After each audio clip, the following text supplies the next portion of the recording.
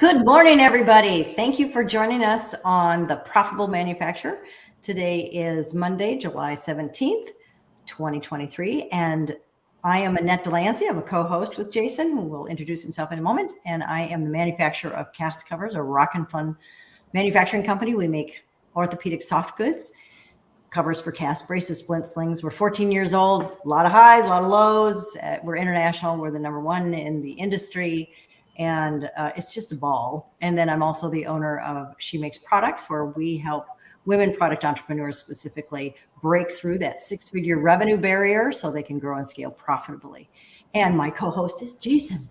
Oh, good morning, everybody. Thank you, Annette, for the lead in. Again, Jason Snyder. I'm the owner of Aspire Advisors and Summit E-commerce Advisors, where we provide bookkeeping, fractional CFO, and profit first services for our clients there. And today we're going to talk about just-in-time manufacturing, balancing efficiencies, supply chains, and margins. And I think we've got a almost perfect laboratory from the last couple of years of what happened with pandemic and the after effects that we could probably talk for hours, but we're going to keep it hopefully within a half hour or so today, I think. So I know we've got several things we can go over, and then also at the end we'll kind of talk about how profit first impacts these decisions as well. Thanks. And just so for those of you, and we really do hope that there are some new manufacturers out there and looking for resource of information that they can get in a 20, 30, 40-minute capsule, and that's what we're here for, as well as the experienced manufacturer. So JIT, also known as just-in-time manufacturing, is basically a lean management process, and it's an inventory management strategy that aligns your raw materials delivery to specific production cycles, so they arrive when production is scheduled, but no sooner. The way I always like to say it is enough stock to produce what's needed when it's needed.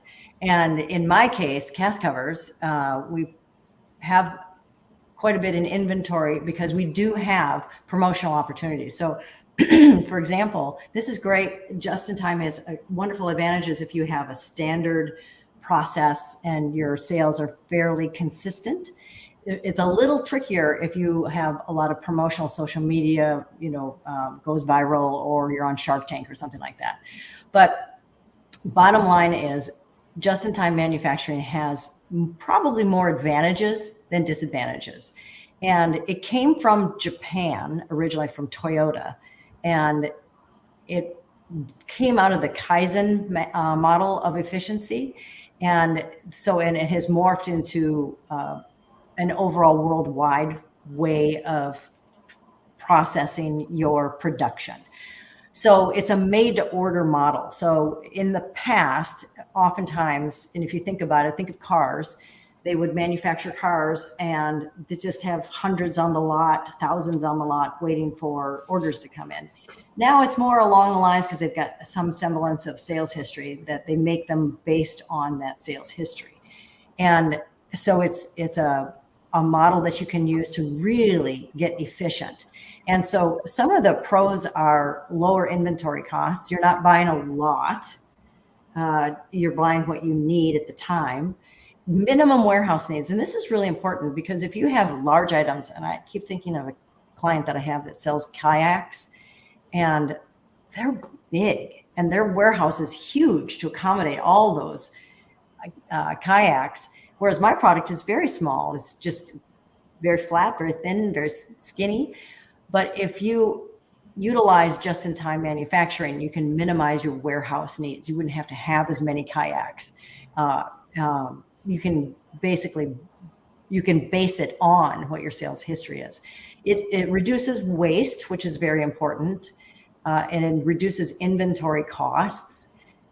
That one I want to talk about with Jason together, because sometimes the inventory costs actually do increase because you're not buying at scale. So we'll talk about that in a moment. And it significantly improves efficiency. So it's a process of people. So you've got your shippers, you've got your buyers, you've got your producers, you've got all these different personalities that are involved. And that's when you have to get everybody involved and on the same board. Some of the cons are may not be able to meet an unexpected demand cycle, as I mentioned. It could be a social media viral could be going on Shark Tank, could be Oprah's list, a number of different things. And you have to look at it. Is your product something that you can get back to your customers and say, sorry, we're out of stock. We'll get it to you in a couple months. And a lot of people your customers are very okay about that. They think it's kind of exciting that they're involved in that process. So as long as you're communicating, that's okay. In my product, it's for people who have an orthopedic injury, and typically orthopedic injuries are over and done within 6 to 12 weeks, so 2 to 3 months. So I couldn't say, could you wait 3 months for your product? So I can't do that. I'd have to advise, and you recommend a different option. You also have to be meticulous about your forecasting, and the forecasting is really critical to that. But so to ensure that demand forecasting is accurate, and again, just some of those variables, promotional variables. So Jason, let's talk about the lower inventory cost versus the scaling. So let's love to have you start us off on that. Yeah, so I'll start with a little bit of a story with a client. They're not in manufacturing, but they need it's a coffee shop, and they order baked goods and things. And one of the things I had them start doing when they were working with them was starting to keep track of when a customer would try to order something that they didn't have it in stock and things. And so many companies don't have a way of seeing what they're losing when they don't have things in place, or like your inventory or your raw materials or things like that, of being able to capture. It's a missing gap of information for many businesses, in my experience of things. And so it's a hidden, I don't know if cost is the right word, but you lose opportunity when you don't have product or things available to meet that demand, as Annette was just talking about. And it's many of these things that I'll be talking about, or on today's discussion, is things that aren't really visible in many cases, therefore aren't calculated as part of these costs and things. But the costs that we are aware of, like Annette was mentioning, you have warehouse, you have demand of your people, where's your labor located, you have all these things that come into the production cycle that you need to account for as part of this and things, or be part of this discussion and things.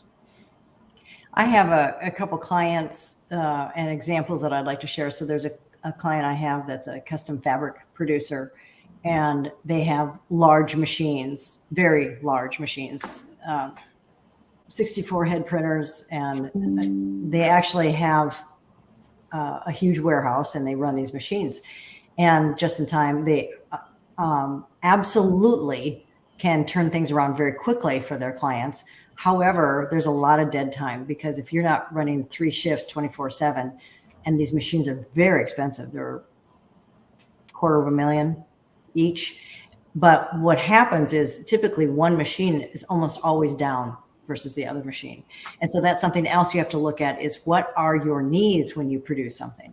Do you have, is it, what type of machines are involved, and is there downtime? And that's something that's also very important to consider when you are looking at just-in-time manufacturing. Right.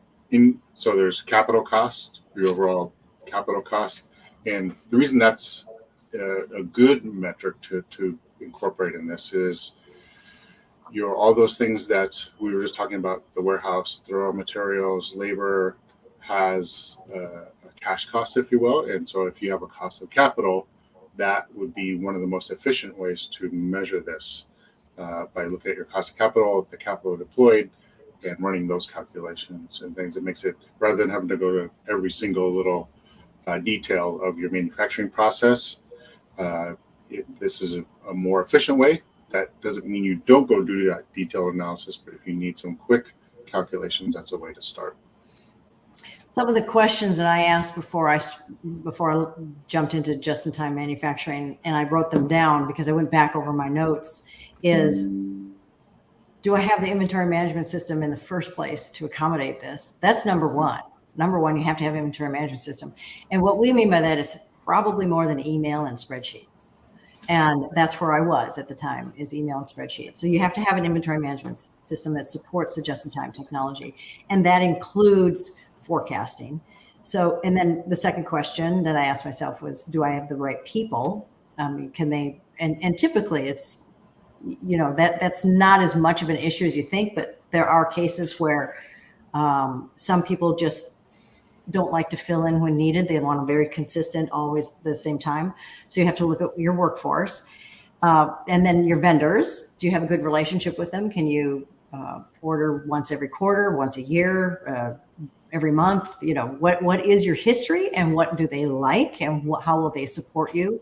That's very important. Flexibility, do you have flexibility in the supply chain and the manufacturing to avoid disruptions? And that's kind of nebulous because I love how Jason started it with, we've all kind of been there all of a sudden the last couple of years.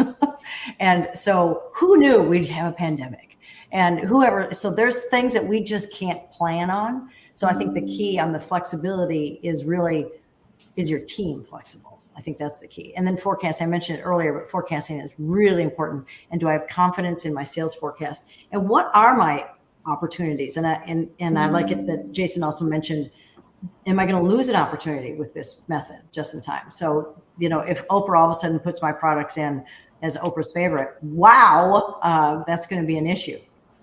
And so how does that disrupt the rest of the team? And so you have to think about that. If you're selling kayaks and Oprah really loves your kayak, guess what? You're going to be selling a lot of kayaks. And can your team handle it? It could be a 24/7 kind of turnaround. It could be very stressful for some people. So that's something you just have to think about and I think the key is, can I afford to miss the opportunity? And I think that's a great question. As business owners, we need to think about that because opportunities is really what it's all about. And then the other question I had, and I was interesting. I scribbled on the margins on my notes, turnaround, and basically, can it be manufactured quickly? In my case, yes. In other cases where you might have mold dye issues, process and other different, very involved, heavy industrial, it could take a long time and it may not be beneficial. So you have to look at that and weigh all of those. Right. And so maybe let's shift into the pros, and we kind of started a little bit on it, but pros and cons, just in time. And I know that you had several pros to start with. Yes, and there really are quite a bit. And this is a report that my team did for me last year. Excuse me. And sorry. Landscapers were here, and whenever they stir things up, it affects me. Sorry about that. But less waste. It limits waiting time, and that includes my people time as well as machine time. And so these are benefits. And much more efficient processing, and it minimized the product defects, which was a very, very startling fact for me. I expected more defects, actually, more quality control issues, and it didn't. But that's because I got the team on board and said, this is what we're going to do. And so it was like a team challenge kind of thing. And we can, in fact, Jason, that's a subject we should talk about, is how to challenge your team in a great way. Excuse me. It improved my cash flow significantly, and we're going to finish that up after all of these with a conversation about that. And it minimizes excess stock, so I had less inventory warehouse needs, which was a very big plus because I was looking at increasing my warehouse space, but instead I maintained it, and that was cost savings for me, of course. It improved customer service, which was really interesting, and it meant more time to focus on customers. Again, something I did not expect, but that's what happened. There's greater flexibility because it showed my team that we were flexible. I think that's the key, and that's very important. Better equipment utilization. That was another thing that the report said. Detailed maintenance schedule, which also surprised me. I expected it to be a problem. The machines were being used on a continual basis in the past, and I thought maybe if not, they weren't used as often, that there might be more problems. That's not the case for my needs. And it reduced rework, which to me is kind of the same as quality control. But by practicing continuous improvement processes, you really do refine that. And then there was less need for indirect labor. So it was just in time. You took care of it. That was a big, big savings for me. And then better relationships with suppliers. They actually liked it that I'm just utilizing them. I let them know I'm going to just in time and I'm going to need you when I need you. And they're like, great. And then I do. And then they're just thrilled when I order big rolls of fabric. So those are some of the pros. And then some of the cons are lack of preparedness. That's always all of a sudden, poof, you got a huge order and maybe you're not prepared. Supply chain disruption risks. We all know that. We don't even have to even talk about it because we've all been there. Missed opportunities, like Jason said, order issues and local sourcing costs and forecasting flaws. Forecasting flaws is the key. I think that's the key. But if you have history, that's something that you can really rely on. If you're growing, well, you just add that into the mix. If you're stagnant, you know what you're doing. If you're going down, just in time is even better for you. And then you can maybe look at why your sales are going down. And if you have an undisciplined staff, this is not going to work because you need to do it right away. And so those are some of the pros and cons. Anything you want to add that I might have missed in my report? No, I think like you mentioned about the team and things, and that's one that tends to be overlooked. And we talked about this in an earlier episode about culture, how important it is for to be, I don't know, timely is the right word, but to get it done and things. You'll have more labor efficiency, and not try to make it a spreadsheet term, but it really does matter. Your workplace culture makes a huge difference in executing on these principles as well. Yeah, I agree. The teams and culture really make or break profit margins and teams and culture. Seriously, there it is. There it is. Okay, we're done. We could say that every week, right, Jason? Yeah. The one thing I'll say from my observation with other experiences with clients and other people in the industry is it can't be just a spreadsheet discussion, if you will, or think over it. It's not just as simple as spreadsheet numbers and forecasting and things. That's part of the puzzle. If you don't incorporate things like I was mentioning earlier about opportunity cost, for lack of a better term, like Annette mentioned about your workplace culture and team environment and execution, there's so many things that get built into this.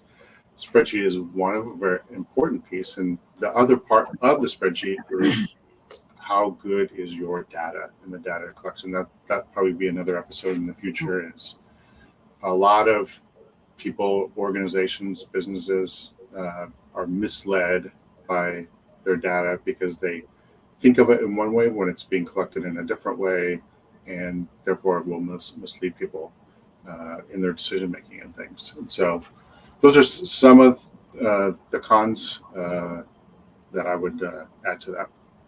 That's a great list. One, I want to add a quote from Mark Twain, actually. Continuous improvement is better than delayed perfection. And so this is for all of you out there that are perfectionists and want it to be perfect. Just in time helps you reduce that need. You get it out, you do your best you can. And sure, there can be iterations down the road. There were iterations on my products for years. And then we're introducing new product lines, that type of thing. So I love that for Mark Twain, that we can actually quote in a manufacturing episode. Mark Twain: continuous improvement is better than delayed perfection. Yeah, and that's that principle you mentioned about Kaizen. That's one of our core values as well, and it's something you can apply in virtually every business, not just product businesses. They're all delivering some product or service, and it has a process to be followed to deliver things. So you can have continuous improvement no matter what your business is. So let's talk about profit first, and remember how I started out the conversation with enough stock. Just in time is just enough stock to produce what's needed when it's needed. Right. And so let's talk about that, how it works with profit first. Go ahead, Jason. Yeah. So some of the tactics that we can deploy when we're working with clients and Profit First in the manufacturing environment is one that I'll do quite often is having an inventory account or raw materials account or a combination of the two, depending on what your business model is. It's a buffer account, if you will. There actually has two purposes. One, for making sure that you've got funds set aside for your suppliers and inventory purchases, and keeps your cost of capital down because you're not having to use financing to like a line of credit or something, or it's a mix of it. Either way, it's going to drop your overall cost of capital and things. And so inventory, raw materials account to make sure your suppliers are paid. Another one is I'll call it a buffer account. And that's where a little bit gets allocated towards. So like Annette was mentioning about those surprises or those good surprises where you get featured on Oprah or something, the time to be able to, you still have to go through the manufacturing process depending on how far the turnaround time is for that. But at least you've got the cash resources available to make those things happen pretty quickly. And you're not scrambling to try to go get a line of credit or something like that, which takes a amount of time, a lot of mental energy. And if you don't have your books up to date, it's probably going to take even more time. And things. So this lowers that threshold of time for those surprise orders and things like Jason that. brought up a very good point about having the different accounts, and they're also, not only is Profit First a wonderful cash flow management system that allows you to get profit and to be able to make decisions at the speed of business, but for me, it's a opportunity to see what is there. So as he mentioned, like you have a buffer account so you can take, and so you don't miss opportunities. And another thing is because you can make decisions rather easy. You look at the accounts if you have these buffer accounts. And one of them that I have is my professional development / travel account, because how many opportunities are we presented every week? Oh, you got to come to this show, or you got to watch this, or take this class, or do this. And they're all wonderful, and I'm sure that'd be great. But two things. Number one, do I have the money for it after I've met my financial obligations? So if I know I have 2 or 3 shows I attend every year, then do I have money over and above that to attend this class? But the other one is time. Do I have the time to dedicate to this class, this whatever it is, a course? And it's very important that both of those are met, that you meet your financial obligations that you already have, and that you have the money available. And then number 2, that you have the time available. Because if you don't have the time available, you just wasted money. Yep. So it's important that you look at both. And also the other part of it is a knock-on effect. And without getting too philosophical on it, is in my experience in business, all failures are the result of several smaller failures over a period of time that happen to culminate into a visible failure. Yeah. And one thing about Profit First is the Parkinson's law concept of you've already built into your organizational culture, depending on when you started executing on Profit First, which is you're doing more with less. And that's something we're talking about, being efficient, those efficiencies and things. So having that a little bit of that culture already in place through Profit First is a knock-on effect that hopefully is permeated your organization. Yeah, that's running with the conferences, but throughout the things. So, yeah. Another adage that I like is how you do one thing is how you do everything. So you want to look at it. So if you scramble every time with making manufacturing orders, there's something that you need to look at so you can systematize it. It's easier on your team and your culture. It's easier on you. It's easier on your suppliers. It's easier on your customers. And if you find yourself scrambling, making excuses, I've had a recent exposure to this with a supplier of mine, and it's very clear from many. It's the dominoes. They say this and then this and then this, and they just fall apart. And so it's pretty easy to see. And so you need to also review, am I always rushing when I get orders out? Am I always, well, there's something not right. Either I don't have enough staff, my system's not right, something. Yep. And the inverse is true as well. If you start solving some problems that will have knock-on effects of problems that were there that can disappear as part of solving one problem, even though you weren't aware of it. And that's where, like Parkinson's law is a good example. the inverse is true as well. So just start taking action on resolving those things. Right. The other one I'd say is for those who have heavy, you mentioned about machinery for a particular story that you were sharing about $250,000. Mm-hmm. That's something we would do expected life, basically a depreciation schedule by allocating cash to an account to recover and be able to replace that, and or maintenance to keep those things operating. And as far as your forecasting, you also need to build in another thing that many businesses don't do is keep track of when their production line, if that's an important part of your manufacturing, if you don't keep track of how many lost hours or days of things, and you don't have that built into your forecasting, you're going to get misled as well. This is why I talk about quality of numbers and things and stuff. But yeah, having the capital or equipment account, that's another thing we allocate funds for when you have to purchase those things. An example I can give is a client who does deliveries, truck replacement, and so we have a truck equipment and a maintenance account so that they can quickly access those funds for those repairs and things. And eventually, I think they've hired a mechanic because of their analysis and things. So, yeah, it's again, it's an opportunity to improve efficiencies and reduce waste, which is a good thing in any manufacturing company. Mm-hmm. And it needs to be reviewed. And if you need more information, of course, reach out to either Jason or me, and we'll be happy to help you. And we certainly know people that are using just-in-time as well. There are a lot of books on it. I do not have one that I recommend. I have not found one that I like over the other. There are parts of one and parts of another that I like. But just if you can find, we can probably hook you up with people that are already using it too, as you can ask them questions. People like to help people. One last thing I would add to this that I almost forgot about is work with your vendors and suppliers. Let them communicate with them. Don't surprise them just like yourself. If you get surprised, the more surprised you are, the more surprised your vendors and other people that you're relying on to do those things as well. Yeah. A lot of companies use just-in-time as a way to make themselves efficient, but they almost ignore the effect that's going to have on their suppliers and their other partners and things. So communication, just like inside of an organization, externally as well, your culture, how you deal with and work with your vendors and suppliers is going to be almost just as important as what you do internally as well. So you're not just pushing things onto them, but they're not aware of what's happening as well. So, right. All right.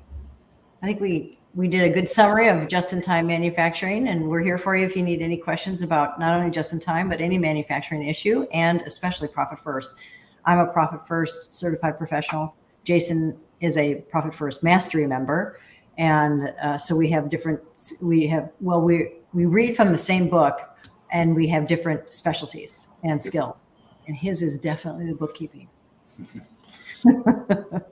So anything else? Just we'll look forward to seeing you all next Monday, July 24th at 9 a.m. Pacific Standard Time. Great. All right. Thank you. Thank you, everybody. Thank you.